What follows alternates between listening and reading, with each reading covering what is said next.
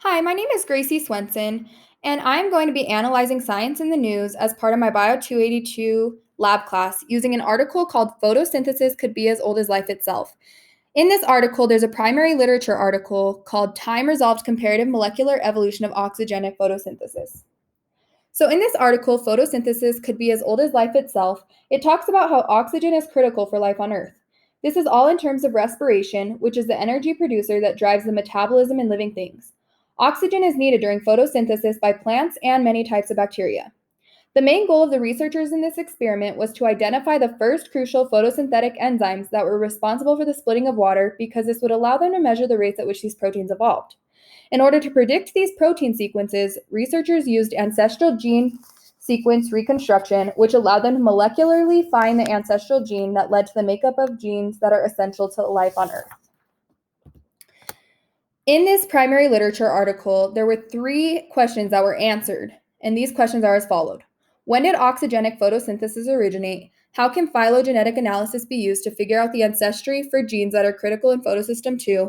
And why is this all important for figuring out the evolution of life?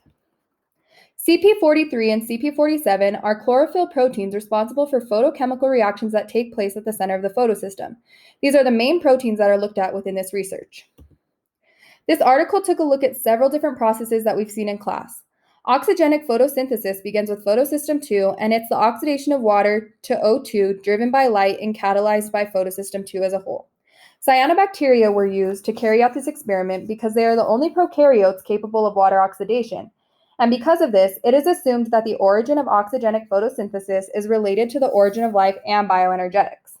The ancestry of photosystem 2 looks over the rates of protein evolution that align with ATP synthase, RNA polymerase, and the ribosome, which are all essential in photosynthesis.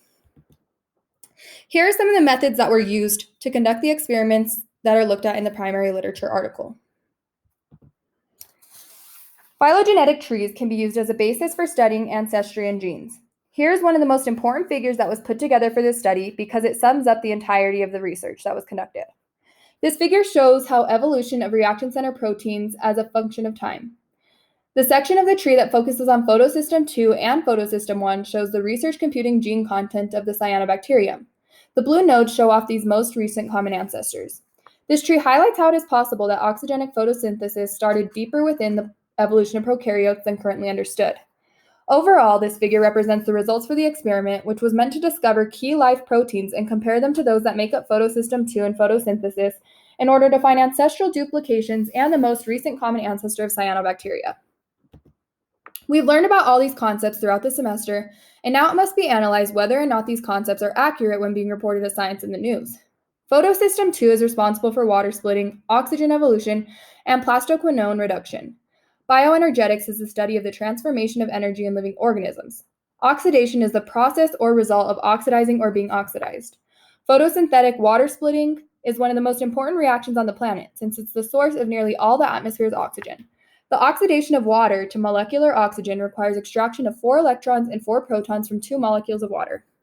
Ancestral sequence reconstruction is a technique used in the study of molecular evolution. The method uses related sequences to reconstruct an ancestral gene from a multiple sequence alignment.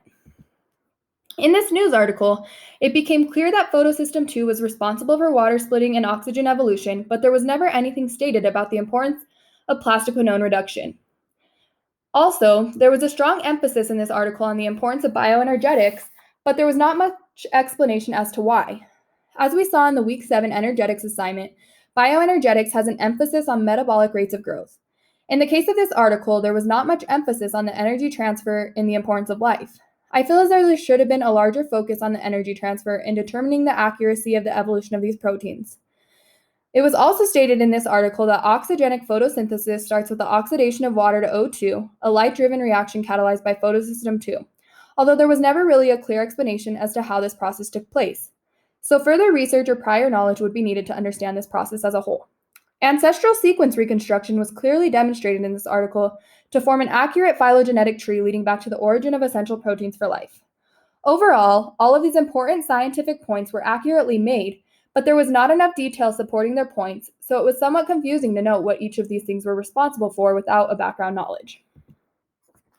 As with everything we've seemed to find on the internet, There's always questioning to be done on whether or not something should be trusted. It's hard to say whether or not science in the news should truly be trusted after viewing just one news article. Although from this article, it is clear that there was much accurate scientific information, but missing details. So, with this being said, I feel as though science in the news should be trusted as long as you have an open mind while reading so that you can further your research within these specific topics. Here are some of the references I used to put this PowerPoint together. Thank you guys so much for listening.